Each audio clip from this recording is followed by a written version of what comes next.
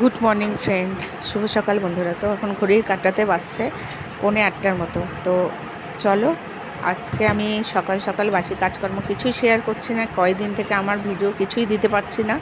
তো এখন আমি রেডি হয়ে নিয়েছি, জামা কাপড় পরে নিয়েছি, চুল টুল বেঁধে নেব, এবার যাব ডাক্তারের কাছে। কিছুদিন থেকে খুব সমস্যার মধ্যে পড়ে আছি। আউটডোরে ডাক্তার দেখালাম, তো আউটডোরে ডাক্তার দেখিয়ে যাই হোক একটু ভালো ছিলাম, তারপর দেখছি আবার সেই প্রবলেম চলছেই। তো এখন আর এরকম করে হবে না, প্রাইভেটে ডাক্তার দেখাতে যাব। তার জন্য বাবুর বাবা বললো রেডি হয়ে নাও, সকালবেলায় দেখিয়ে নেব। তো আজকে যেহেতু রোববার, একবেলায় ডাক্তার বসবে, তো চলো যাওয়া যাক এখন ডাক্তারের কাছে। আগেকার কি রিপোর্টগুলো আছে সেগুলো নিয়েই চলবো এখন ডাক্তারের কাছে। কোনো উপায় নেই, সকাল থেকে এখনও কিছু খাওয়া দাওয়া হয়নি, ছেলেকে শুধু একটু চা বিস্কিট খাইয়ে দিয়েছি। আমি খালি পেটে যাচ্ছি যদি কোনো টেস্ট করতে দেয় তার জন্য। তো এখন রিপোর্টগুলো নিয়ে নিব। এদিকে চুল টুল বাঁধা সব কমপ্লিট হয়ে গেছে।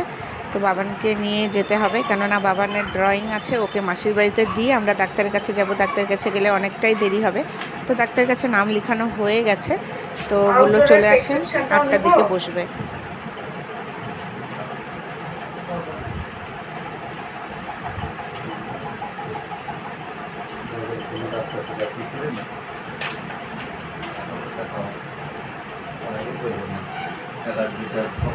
গুড মর্নিং ফ্রেন্ড, তনসা চ্যানেলে তোমাদের সকলকে স্বাগত। তোমরা নিশ্চয়ই ভালো আছো, সুস্থ আছো। আমি কি আর ভালো আছি, তোমরা তো দেখতেই পেলে। আমি এখন বেরোচ্ছি ডাক্তারের কাছে, ডাক্তার দেখাতে যাব। রিপোর্টগুলো সব নিয়ে নিলাম। তো চলো ডাক্তার ওখানে, জানি না ভিডিও করতে পারবো কিনা, সম্ভব হবে কিনা জানি না। তো চলো ডাক্তারটা দেখে এসি। শরীরটা দিনকে দিন, যত দিন যাচ্ছে শরীরটা তত আরও খারাপ লাগছে। তো ছেলেকে ড্রয়িংয়ে ওর বাবা দিয়ে দিবে, দিয়ে আমরা ডাক্তারের কাছে যাব। চলো এসে কথা হচ্ছে। তো বন্ধুরা, সকালবেলা নাম লিখিয়েছি, তবুও কত ভিড় দেখতে পাচ্ছ, কত লোক আছে। তো চলো দেখা যাক কখন হয়। তো বন্ধুরা, আবার ডাক্তার দেখিয়ে এলাম।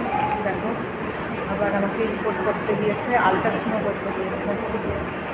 1000 টাকা লাগবে এখন আলট্রাসাউন্ডটা করতে। জল খাবো, জলটা বাড়ি থেকে আনতে ভুলে গেছি।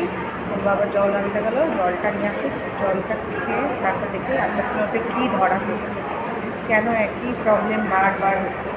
চলো, রিপোর্টটা আসলে সব তোমাদের সঙ্গে শেয়ার করবো, সঙ্গে থাকো, সাথে থাকো। তো ফ্রেন্ড, অনেকক্ষণ বাদে আবার ক্যামেরার সামনে হলাম। এদিকে বাড়িতে এসে স্নান খাওয়ার সেরে টেরে একটু আরাম করলাম, করে টোরে যেহেতু ওখানে ডাক্তার দেখাতে গেছিলাম, ডাক্তার দেখে ডাক্তার আলট্রাসাউন্ড করতে দিয়েছিল। তো আলট্রাসাউন্ড করার বললো 2 ঘন্টা পরে রিপোর্ট দিবে। তো 2 ঘন্টা পরে রিপোর্ট দিয়েছে। ওর বাবা ডাক্তারকে দেখিয়ে নিয়ে এসে, যদিও বা মেডিসিন নেওয়া হয়নি, তখন ওষুধের দোকান বন্ধ ছিল। তো ডাক্তার দেখিয়ে এসছে, রিপোর্টগুলো নিয়ে এসছে। ঠাকুরকে অনেক বললাম, ঠাকুর আর কোনো প্রবলেম দিও না, যত দিন যাচ্ছে একটার পর একটা প্রবলেম, মানে কি বলবো। এই দেখো, এটা হচ্ছে ডাক্তারের প্রেসক্রিপশন, আর এই যে দেখো রিপোর্ট, এই যে রিপোর্টে আবারও একটা প্রবলেম ধরা পড়লো। মানে কিছুদিন থেকে প্রবলেমটাতে ভুগছিলাম, সেভাবে ডাক্তার দেখানো হয়নি, আউটডোরে ডাক্তার দেখিয়েছিলাম, দেখিয়ে ওষুধ খেয়েছি। তারপরে তো আর মানে ওষুধ খেয়ে একটু ভালো ছিলাম, তারপরে আবার মানে যেমন প্রবলেম তেমনই আবার প্রবলেম হচ্ছে বলে আজকে রোববারের দিন, জানি বিকেলবেলা হয়তো ডাক্তার দেখা যাবে না, তাই সকালেই গেলাম। তো ডাক্তার দেখিয়ে ডাক্তার সঙ্গে সঙ্গে রিপোর্ট করতে দিল। যেহেতু খালি পেটে ছিলাম, সেহেতু ডাক্তার বলল যে রিপোর্টটা করে নেন, আর থাইরয়েডের ওষুধ যেগুলো খাই সেই ওষুধই বললো, 50 পাওয়ারের ওষুধই চলবে। আলট্রাসাউন্ড করতে দিয়েছে। তো আলট্রাসাউন্ডের মধ্যেই রিপোর্টটা ধরা পড়লো, মানে প্রবলেম যেটা জানি না, এখন ওষুধটা খেয়ে দেখি। মানে মানসিক দিক থেকে একটা তো টেনশন লাগছে অবশ্যই, জানি না কি হবে। ওষুধগুলো খেয়ে কি আদৌ ভালো হব না ভগবান জানে। তো চলো বন্ধুরা, ভিডিওটা তোমাদেরকে জানানো ছিল তাই জানিয়ে দিলাম। দেখা যাক, আবার কিছুদিন পরে হলেও আবার তোমাদের সামনে আসছি ভিডিও নিয়ে। কেননা এখন এনার্জি লাগছে না, কোনো ভিডিও বানাতে পারছি না, কোনো ভিডিও করতেও পারছি না।